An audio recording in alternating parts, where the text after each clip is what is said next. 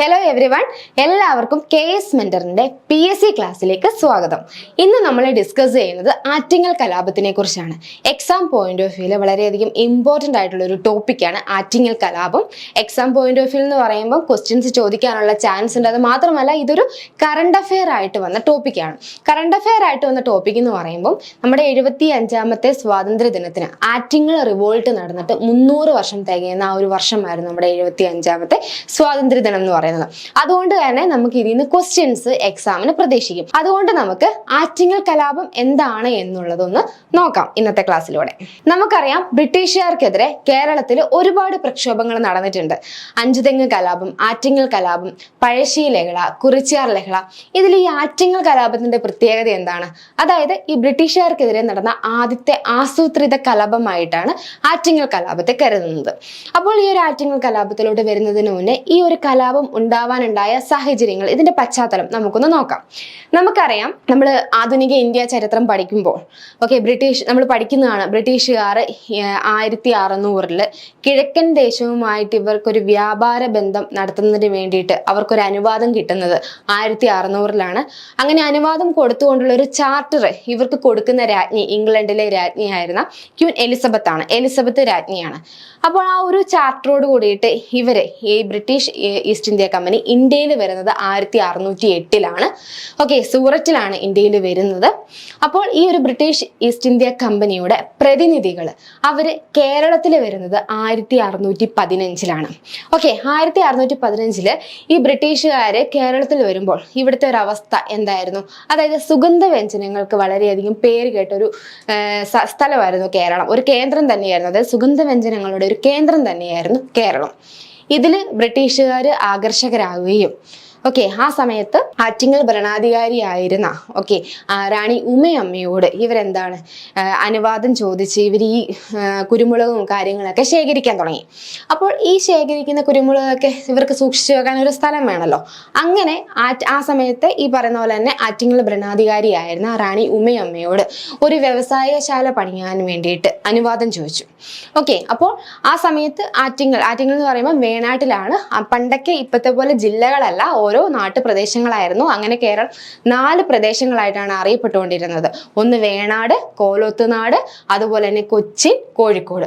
അപ്പോൾ അതിൽ വേണാട്ടിൽ ആറ്റിങ്ങൽ ഭരിച്ചിട്ടുണ്ടായിരുന്നത് റാണി ഉമയമ്മയായിരുന്നു.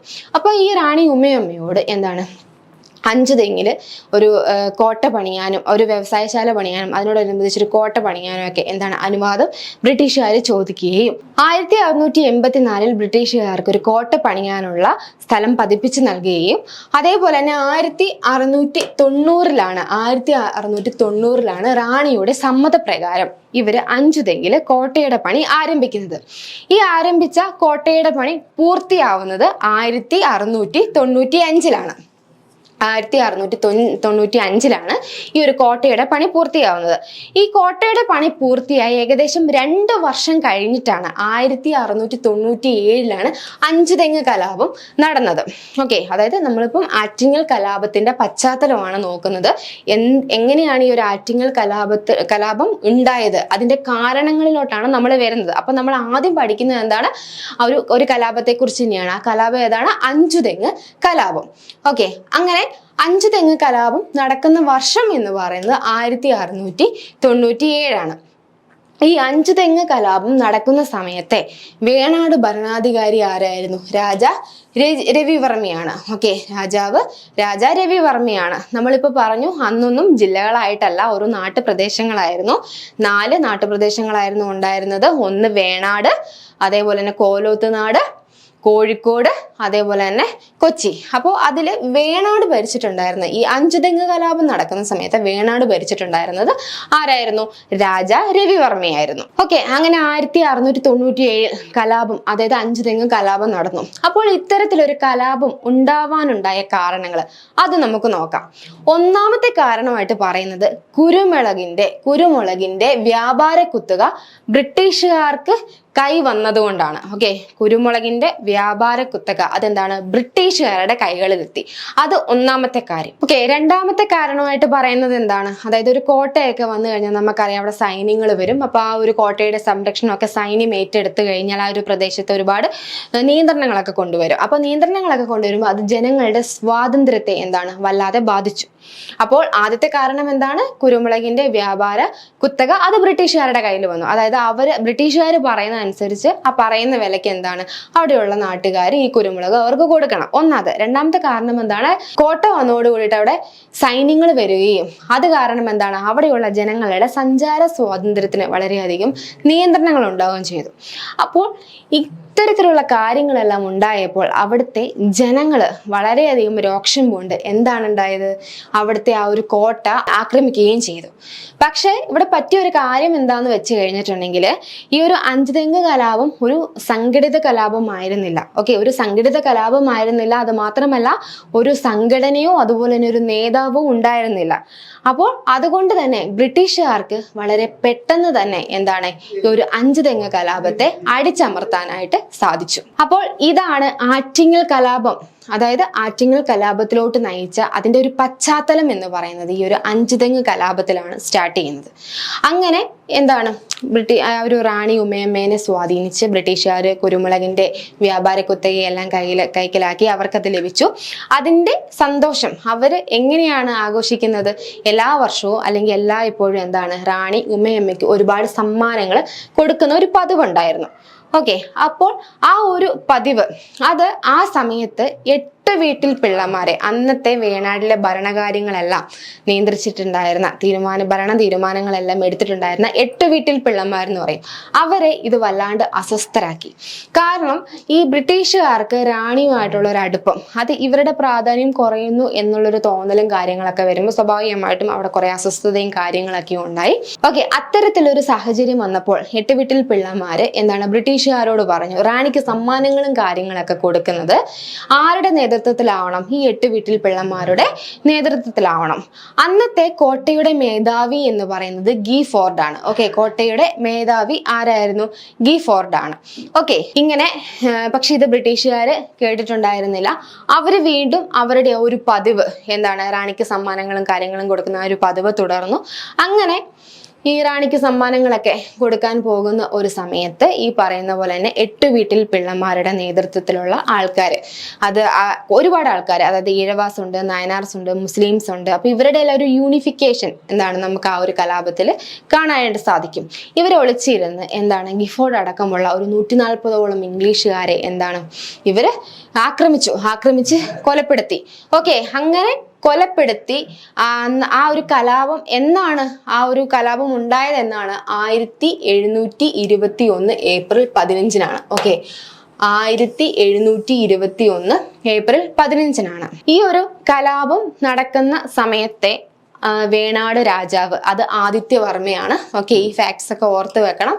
അത് മാത്രമല്ല ആറ്റിങ്ങൽ കലാപത്തിന്റെ ഒരു പ്രത്യേകത എന്ന് പറയുന്നത് നമ്മുടെ ഇന്ത്യയിൽ ബ്രിട്ടീഷുകാർക്കെതിരെ നടന്ന ആദ്യത്തെ ആസൂത്രിത കലാപമാണ്. ആസൂത്രിത കലാപം മാത്രമാണോ, ഈ ഒരു കലാപത്തിന് ഒരു നേതാവ് ഉണ്ടായിരുന്നു, ഒരു സംഘടനയുണ്ടായിരുന്നു. ഓക്കെ, നേതാവ് എന്ന് പറയുമ്പോൾ 8 വീട്ടിൽ പിള്ളമാരിൽ പ്രധാനിയായ കുടമൺ പിള്ളയുടെ നേതൃത്വത്തിലാണ് ഈ ഒരു കലാപം നടന്നത്. ഓക്കെ, കുടമൺ പിള്ളയുടെ നേതൃത്വത്തിലാണ് ഈഴവാസ് അതേപോലെ തന്നെ നായന്മാരും ഈഴവന്മാരും എല്ലാവരും മുസ്ലിംസും എല്ലാവരും എന്താണ് ഒത്തുചേർന്ന് ഈ പറയുന്ന പോലെ തന്നെ ബ്രിട്ടീഷുകാര് റാണി ഉമയമ്മയ്ക്ക് സമ്മാനങ്ങളുമായി പോകുമ്പോൾ ഒളിച്ചിരുന്ന അവരെ ആക്രമിക്കുകയും അവരെ എന്താണ് കൊലപ്പെടുത്തുകയും ചെയ്തത്. ഓക്കെ, അങ്ങനെ കൊലപ്പെടുത്തിയ ഇംഗ്ലീഷുകാരുടെ ശവശരീരം ഒരു നദിയിലോട്ട് വലിച്ചെറിഞ്ഞു. ഏതാണ് ആ നദി? ആ നദി അറിയപ്പെടുന്നത് വാമനപുരം നദി എന്നാണ്. ഓക്കെ, വാമനപുരം നദിയാണ്. അതുപോലെ തന്നെ ഇപ്പോൾ അറിയപ്പെടുന്ന ഏതാണ്? കൊല്ലമ്പുഴയാണ്. ഓക്കെ, കൊല്ലമ്പുഴയാണ്. അപ്പോൾ ഈ ഒരു കലാപം നടക്കുന്ന സമയത്തെ കോട്ടയുടെ മേധാവി ആരായിരുന്നു? ഗീഫോർഡ് ആയിരുന്നു. അപ്പോൾ ഗീഫോർഡിന് ശേഷം പിന്നീട് അഞ്ചുതെങ്ങ് കോട്ടയുടെ മേധാവിയായിട്ട് വരുന്നത് മിഡ്ഫോർഡ് ആണ്. അതിനുശേഷം വരുന്നതാണ് അലക്സാണ്ടർ ഓം. ഈ പേരുകളൊക്കെ ഒന്ന് ഓർത്ത് വെക്കുക. ആദ്യം കോട്ടയുടെ മേധാവി, അതായത് 1721 ഈ കലാപം നടക്കുന്ന സമയത്തെ കോട്ടയുടെ മേധാവി അത് ഗീഫോർഡ് ആണ്. അതിനുശേഷം മിഡ്ഫോർഡ് വന്നു. കാരണം കുടമൺപിള്ളയുടെ നേതൃത്വത്തിലുള്ള ആൾക്കാർ ആൾക്കാർ എന്താണ് ഇവരെ കൊന്നുകളഞ്ഞു. അതിനുശേഷം മിഡ്ഫോർഡ് വന്നു. അതിനുശേഷം വന്നതാണ് അലക്സാണ്ടർ ഓം. അപ്പൊ ഈ പേരൊക്കെ എന്താണ് ഒന്ന് ഓർത്ത് വെക്കുക. അപ്പോൾ ഈ ഒരു ആറ്റിങ്ങൽ കലാപത്തെ അടിച്ചമർത്തിയത് തലശ്ശേരിയിൽ നിന്ന് വന്ന സൈന്യമാണ്. അതിനുശേഷം 1723 ഒരു ഉടമ്പടി സൈൻ ചെയ്യുകയാണ്, ഒരു ഉടമ്പടി ഒപ്പുവെക്കുകയാണ്. ഏതാണ് ആ ഉടമ്പടി? വേണാട് ഉടമ്പടി. ഓക്കെ, വേണാട് ഉടമ്പടി 1723 ഈ വേണാട് ഉടമ്പടി സൈൻ ചെയ്യുന്നത്. വേണാട് ഉടമ്പടി. അപ്പോൾ ഈ ഉടമ്പടി പ്രകാരം ഈ ഉടമ്പടി സൈൻ ചെയ്തത് ബ്രിട്ടീഷ് ഭരണകൂടവും വേണാട് ഭരണകൂടവും തമ്മിലാണ് ഈ ഒരു ഉടമ്പടിയിൽ ഒപ്പുവെക്കുന്നത്. അതുപോലെ തന്നെ ഈ ഒപ്പുവെച്ച ആൾക്കാർ ആരൊക്കെയാണ്? അലക്സാണ്ടർ ഓം, അതായത് കോട്ടയുടെ മേധാവിയായിരുന്ന അലക്സാണ്ടർ ഓമും മാർത്താണ്ഡവർമ്മയുമാണ്. ഓക്കെ, മാർത്താണ്ഡവർമ്മയും കൂടെ ചേർന്നാണ്. മാർത്താണ്ഡവർമ്മ ഈ ഒരു ഉടമ്പടിയിൽ ഒപ്പുവെക്കുന്നത് നെയ്യാറ്റിൻകരയുടെ രാജകുമാരൻ എന്ന പേരിലാണ്. ഓക്കെ, നെയ്യാറ്റിൻകരയുടെ രാജകുമാരൻ എന്ന പേരിലാണ് മാർത്താണ്ഡവർമ്മ ഈ ഒരു ഉടമ്പടിയിൽ ഒപ്പുവെക്കുന്നത്. അപ്പോൾ നിങ്ങൾക്കൊരു ഡൗട്ട് ഉണ്ടാവും, എന്തുകൊണ്ടാണ് ഈ മാർത്താണ്ഡവർമ്മ എങ്ങനെ അവിടെ വന്നു എന്നുള്ളത്. ഓക്കെ, അന്ന് ഈ മരുമക്കത്തായ സമ്പ്രദായമായിരുന്നു, അതായത് അധികാരം മരുമക്കളിലോട്ട് പോവുമായിരുന്നു. അതുകൊണ്ടാണ് ആ ഒരു ഉടമ്പടിയിൽ ആദിത്യവർമ്മയുടെ മരുമകനായ മാർത്താണ്ഡവർമ്മ ഒപ്പുവെക്കുന്നത്. അങ്ങനെ ആ ഒരു ഉടമ്പടി പ്രകാരം എന്തൊക്കെയാണ് സംഭവിച്ചത് എന്ന് നമുക്ക് നോക്കാം. അതായത് ആറ്റിങ്ങൽ ആക്രമണത്തിൽ കമ്പനിക്കുണ്ടായ എല്ലാ നഷ്ടങ്ങൾക്കും എന്താണ് നഷ്ടപരിഹാരം നൽകി. അതുപോലെ തന്നെ കുരുമുളകിന്റെ വ്യാപാര കുത്തക അതെന്താണ്, അത് പരിപൂർണമായിട്ടും ബ്രിട്ടീഷുകാർക്ക് ലഭിച്ചു. അതുപോലെ തന്നെ ഇഷ്ടമുള്ള സ്ഥലങ്ങളിൽ ഫാക്ടറികൾ സ്ഥാപിക്കാനുള്ള അവകാശവും ആർക്ക് ലഭിച്ചു? അത് ബ്രിട്ടീഷുകാർക്ക് ലഭിച്ചു. അപ്പോൾ ഈ ഒരു വേണാട് ഉടമ്പടി നടന്ന വർഷം ഏതാണ്? 1723. ആ ഒരു ഉടമ്പടി സൈൻ ചെയ്യുന്ന സമയത്ത്, ഒപ്പുവെക്കുന്ന സമയത്ത് വേണാട് രാജാവാരായിരുന്നു? ആദിത്യവർമ്മയാണ്. ഈ ഒരു ഉടമ്പടിയിൽ ഒപ്പുവെച്ച് ആരൊക്കെയാണ്? ബ്രിട്ടീഷ് ഭരണകൂടവും ബ്രിട്ടീഷുകാരുടെ ഭാഗത്ത് നിന്ന് അലക്സാണ്ടർ ഓമും അതുപോലെ തന്നെ വേണാടിന്റെ ഭാഗത്ത് മാർത്താണ്ഡവർമ്മയും കൂടെ ചേർന്നിട്ടാണ്. അപ്പോൾ ആ ഒരു ഉടമ്പടി പ്രകാരം എന്തൊക്കെയാണ് സംഭവിച്ചത്? ആറ്റിങ്ങൽ ആക്രമണത്തിൽ കമ്പനിക്കുണ്ടായ എല്ലാ നഷ്ടങ്ങൾക്കും നഷ്ടപരിഹാരം കൊടുക്കുകയും അതുപോലെ തന്നെ കുരുമുളകിന്റെ വ്യാപാര കുത്തക അതെന്താണ് ബ്രിട്ടീഷുകാർക്ക് കിട്ടുകയും അതിനോടൊപ്പം എന്താണ് ബ്രിട്ടീഷുകാർക്ക് ഇഷ്ടമുള്ള സ്ഥലത്ത് ഫാക്ടറി പണിയാനുള്ള ഒരു റൈറ്റും കൂടെ എന്താണ് ഈ ഒരു ഉടമ്പടി പ്രകാരം ലഭിക്കുകയും ചെയ്തു. ഓക്കെ, ഇനി നമ്മൾ നോക്കുന്നത് എന്താണ് ഈ ആറ്റിങ്ങൽ കലാപത്തിന്റെ പ്രത്യേകത. നമ്മൾ പറഞ്ഞു അല്ലേ, അതായത് ഇന്ത്യയില് ബ്രിട്ടീഷുകാർക്കെതിരെ നടന്ന ആദ്യത്തെ ആസൂത്രിത കലാപമാണ്. അത് മാത്രമല്ല എന്താണ് ഈ ഒരു കലാപത്തിന് ഒരു നേതാവ് ഉണ്ടായിരുന്നു, അതുപോലെ തന്നെ ഒരു സംഘടിത സ്വഭാവം ഉണ്ടായിരുന്നു. അതാണ് ഈ ഒരു ആറ്റിങ്ങൽ കലാപത്തിന്റെ പ്രത്യേകത. അപ്പോൾ നമുക്ക് ഈ ഒരു ടോപ്പിക്ക് വളരെയധികം ഇമ്പോർട്ടൻ്റ് ആണ്.